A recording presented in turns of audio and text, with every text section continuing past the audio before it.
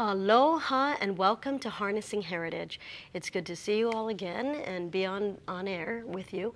And what we have today is something that we think is very important to our communities. It's a very special month, you know, that we're celebrating, and something that is important to all of us who have family members, have little ones, as well as kupuna, elders. We know that we want a safer community, and we want to make sure that we are doing everything we can to make that happen. So today, I'm very, very pleased and honored to have with me a couple of friends who are really doing something about it. They're making it happen. They're not waiting any longer for something to just happen on its own. They've contributed their time, their expertise, their care to this very important issue. Today we're talking about pedestrian safety, and with me I have Lance Ray. Nice to see you again, Lance. Nice to see you too. Thank you very much for having me on your show. Thank you. And also Dianne Ward. Dianne, thank you so much. Thank you. And they are from Walk-Wise Hawaii, and this is an effort, I'm understanding, that's federally funded, correct? That is correct. Walk-Wise Hawaii is the Hawaii State Department of Transportation's Pedestrian Safety Education Program. Okay, we get funding from NHTSA, the National Highway Transportation Safety Administration. And our role here at the state is to educate our public on good pedestrian behavior. As you know, pedestrian fatalities are on the rise here in Hawaii. We rank 5th in the nation for pedestrian fatalities, believe it or not. Was it once one? I thought we were once top in the Many nation. years ago, we were top of the nation. Right now, New Mexico, Arizona, Florida, and South Carolina beat us. Okay. Well, that's okay if more could beat us that way. However, when it comes to senior citizens, 65 and over, we rank #1 in the nation. Okay. Yeah. That's for a district like my own. Yes. I represent the Liliha Nu'uanu-Lewa Heights district, as many people know. We have one of the highest, if not the highest, amount of seniors and elderly in our community. And unfortunately, I do have to report we have had a death, you know, right not too far from the core of town, Liliha and Alaneo, Kuakini and Alaneo, excuse me. And it's unfortunate. And so this is a very important issue, not just to my district, but the state. Can you tell me a little bit more about what you folks are doing? What initiatives and mission does Walk-Wise Hawaii have? Well, #1 mission for Walk-Wise Hawaii, when we first started back in 2003, we were called Walk-Wise Kapuna. Because at that time, the largest percentage of residents who were being struck down in a crosswalk, fatalities, were senior citizens. So we started at Walk-Wise Kapuna, and we created a speakers bureau where we'd have a bunch of speakers like Dianne right here that would go out into the community, especially senior centers, you know, to educate senior citizens on good pedestrian habits. Okay. As a result, we've seen, even though pedestrian fatalities have gone up in the past couple of years, senior citizens, 65 and over, who used to represent 62% of the fatalities, now represent 37 to 40% in the past several years. So a senior citizen, 65 and over, is less likely to be struck down in a crosswalk today than they were 5 years ago. Wow, you see, that's you've really made an effort. You've made a difference there. Then now, tell me, this year, how many pedestrians? I hate to ask this question, but how many have been hit this year? So far, 12. 12. We've had 12 fatalities so far. Out of those 12 fatalities, 5 of them have been senior citizens. Okay. So far, most of that happens in the urban core of Honolulu, which is part of your district. Part of it is. We've been very fortunate in your district, though. We've had many accidents, but no fatalities in a couple of years in your district. The last fatality we had in your district was 2007. But it was a 74-year-old female. Right. Yeah, I remember. Yeah, we're unfortunate. But you know, thank you for letting us participate in your programs like I Love Liliha Town Festivals, and letting us kind of be out there.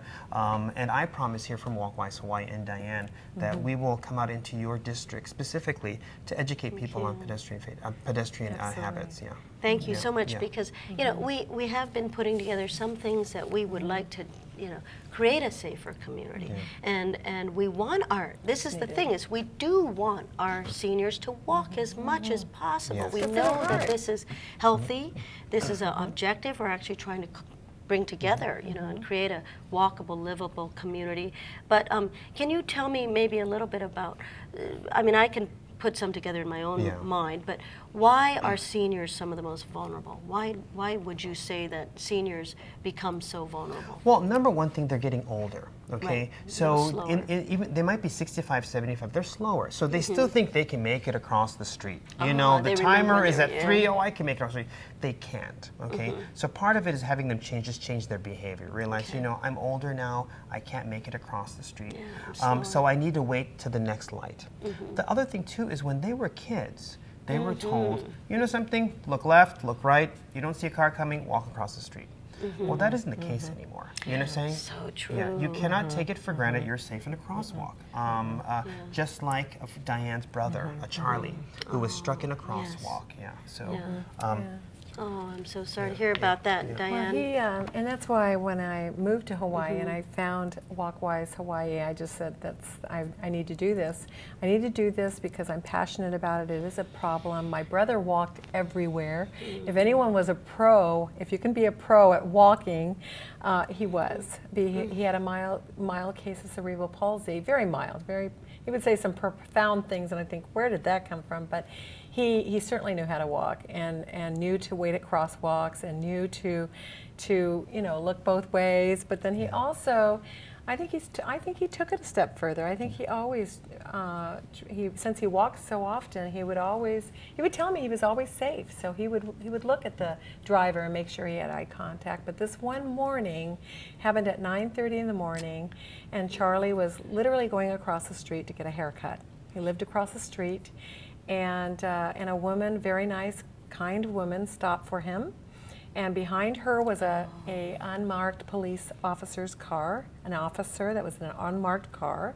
So we had plenty of witnesses. And then across the street, going the opposite direction in both lanes, they stopped for him. Charlie, I called him my gentle giant because Charlie, big guy, and I don't know how he could be missed when the first car stopped for him. So this gentleman that was late for work got off the freeway and was racing through town to get to his job, and probably, you know, it certainly didn't save him any time, and it caused him a lot of problems, and he injured my brother. He went around the first 2 cars that stopped for Charlie and hit him in the middle of the crosswalk, and that happens a lot. It happens a lot in our urban core, in Hawaii. Sure, and I can believe, and I can see how some of these elements play out in Hawaii, where just to make ends meet, you may have someone with 3 or 4 jobs trying to get from here to there. You know, being a mom or being a parent, you have obligations. You're trying to be chauffeur to your children, and all that. We're so active. You're right. A dense population in a small area. But we do even have, I've seen that myself, where someone is stopped at a crosswalk, the other person doesn't think, gee, why is that person stopped? Exactly, precisely. I've literally almost, at times, because on the Pali, I know we have a real problem, I've put my hand out the Very good. She does the same thing, she does exactly to make sure that the next person knows, okay, good for you, I do that. I'm stopping for a reason. I'm not stopping to take a right into a driveway, because there are so many driveways on the Pali. I'm stopping for someone crossing, and it was an elderly gentleman. Thank you for doing that. But this is, this is elements. Our number one point we have for drivers this year is driver awareness of pedestrians. And the number one thing is, if you see a car stopped at a crosswalk, you have to always assume they're stopped for pedestrian. Now, many times they may not be, but if you get into that habit of not getting upset with that person being stopped and going around them, just like how her brother Charlie was hit. And so, you know, we have a lot of crosswalks without lights, you know, in your district, you know, all in Liliha, all over the Pali and Liliha area. We have a lot of those, and you know, we need to stop for pedestrians, but we also need to stop for that stopped car who's stopping for pedestrians. Exactly. You know, you guys have hit on it, exactly. That's our number one point. So if we can get everybody in your district to just always stop, you be the star. Stop, you know, and change their habits, you know, we can really save lives. We really can save lives by doing just that one little simple thing. Exactly what you said. And very good example. It's a mentality, isn't it? That we're all together in a community. It's not that we're in our own islands. We're in a community, and we work together. We know that, you know, there could be somebody's child or their family member. We've got to take care. But in our community, though, we're such a mixed community of many different ethnicities and stuff, right? We have a lot of people. Transplants. We have a lot of people from a lot of Asian nations, where the dynamic's a little bit different on the street, right? I'm sure your travels, you've witnessed it, right? Yeah. Well, what is it like in Vietnam? What is it like in Vietnam? Well, this is. I'm so glad you bring this up. My husband and I had an opportunity to travel to Vietnam, the main city, Ho Chi Minh or Saigon, and what I was told is that in Vietnam, and I have a lot of Vietnamese in my district, and I'm sure this overflows into some other Asian cultures, but that you are not to look at an oncoming car. That to look at an oncoming car is not the respectful thing to do, that you step off the curb, you trust, there's an element of trust, I don't know if it's the cultural differences, and you walk across and you stay with your eyes looking forward, and literally opposite of Western culture, and you go around the cars. Literally, it was quite, I have to admit, it was upsetting to me. I couldn't really enjoy it. Bicycles and Mercedes-Benz cars are going around you, almost in some cases a foot away, and you just continue to walk steadily across till you reach the other end. So I can see how maybe if we don't realize that everyone comes from a different car culture, everyone, in fact, my mom had a saying, people drive the way they think, and sometimes, so we all think differently. I think that I'm going to trust that you're going to know. Some people think car is king. Other people don't realize pedestrian is the king. And our stats don't tell us about the ethnic makeup of our victims. It tells us we know male or female. We know how old they are. We know where they were struck in or out of a crosswalk. But it's that other element that we don't know about. So through Walkwise Hawaii, we've been developing brochures in Vietnamese, in Mandarin, in Cantonese, and whatnot. And our goal is to kind of reach out into those communities. In this upcoming year, is really to target areas like your district, and go out there. Maybe we'll ask you to come speak for us. Oh, it would be my pleasure. But Dianne is a volunteer. She's a volunteer for us. But actually going out to that area and talking to those specific ethnic groups to say, please, something where you come from, it's a little bit different than here. We want you to be safe. We want your grandmother who doesn't speak English very well to know that she needs to make eye contact with drivers going crossing the street. And even with the texting and the cell phones. Now, thank you for sharing that. That's really nice to know, because we don't really know all the dynamics of sort of ethnic thinking when it comes to pedestrian behavior. And we have to know it because we're dealing with them every day. Sure. We have a multicultural society here. Who are some of the private partners working with you here with this wonderful effort? In addition to the public partners, of course, which is the state and the City and County of Honolulu and Department of Transportation Services, we have a bunch of great partners. This year, McDonald's Hawaii is one of our partners. Wonderful. So we've partnered McDonald's with Kamaina Kids. It's sort of the after-school private after-school program. So this year, what we've done is we've reached out to over 6,000 Kamaina Kids statewide. Yes.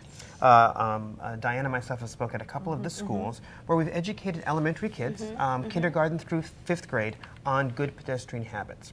And then what we've asked those kids to do is whatever you've learned in school about being a good pedestrian, they have to share it with their kapuna. And we have what's called a kapuna pledge card that's got all this information. So they have to go home. They have to go to their auntie or the tutu or whatever and ask them to pledge, to raise their right hand and pledge to be a good pedestrian. They sign the card. At the back of the card, we get a Happy Meal at McDonald's. So there's incentive for them to do that. Can we? We can do it. Let's do the pledge. I would love to do the pledge with you. Let's do the pledge. So, now repeat after me. Raise your right hand. Okay. I pledge. I pledge. As a good pedestrian. As a good pedestrian. To always look left. To always look left. To always look right. To always look right. To always look left again. To always look left again. And to continue looking. And to continue looking. While crossing the street. While crossing the street. Put your hand down. Always promise me that you'll never take it for granted while you're in a crosswalk that you're safe. A lot of people do that. They just, they're on their BlackBerry and they're just kind of looking and they just assume that, the light says go and they walk. You see it downtown all the time. Oh, yes. You even see it on King Street. You see people just not paying attention. Pushing strollers with one hand and on the phone with the other and not looking. With strollers. Oh my gosh. But the pledge has been really effective for us. Yes. Another one of our partners is AAA Hawaii, and they participate in the car show every year. Makes sense. Yes. So we're at the car show. We're right next door to the BMW cars, right? Everyone's checking out the BMW cars. But for them to come over to us, we give them little prizes and stuff. And we ask everyone we have a driver's pledge, and we ask them to take a driver's pledge. One year, we were able to get over 3,300 people at the auto show to promise us to be more aware of pedestrians while driving. Yes, yes. And so that's how we target. So we partner with companies like that. So with McDonald's right now, in addition to those kids taking the pledge, we had them make posters on pedestrian safety tips. Yes. And the number 2 tips this year are make eye contact with drivers. Yes. And always wear something bright and reflective at night. Yes. I'm sure you have a lot of walkers at night in your district that are probably wearing black. They are, and they're not wearing blinking too. lights, and we want people to wear blinking lights and whatnot. And our top 2 kids posters are not only hanging here at the state capitol, but they're also on the tray liners of every McDonald's in Hawaii. Really? Yeah. Oh my goodness! Now that's very, very broad and effective. That's so during wonderful. Pedestrian Safety Month, which was last month in August, the posters were downstairs at the chamber level here at the state. Yeah, so we had 20 kids, and then 2 top winners got their posters in every McDonald's. Can you imagine getting your poster in every McDonald's? Oh, I love it. And it makes an awareness tool. Exactly, everyone. But it's also been, with Walkwise Hawaii, it's actually an advertisement for me because my telephone number is on that tray liner and with tips. And because of our partnership with McDonald's, people have called requesting Dianne to be a speaker at their centers, So we'll be going out to elementary schools and senior centers, and some of them in your district, but believe it or not, to talk about pedestrian safety. So let me know if there's any other way I can help, because this is such an important issue, and I'm really proud of the effectiveness you've had, progress, and all your effort. You're doing a wonderful job. I'll Facebook you. Oh, okay, perfect. Okay, thank you. Please do. Lance, Dianne, I want to thank you for joining us on Harnessing Heritage, and thank you for what you're doing to improve the safety of our community, particularly from Liliha. We thank you, mahalo, and thank you for coming on the show. Thank you so much. Thank you. Thank you so much. Oh, I'm so happy. Thank you. Take care.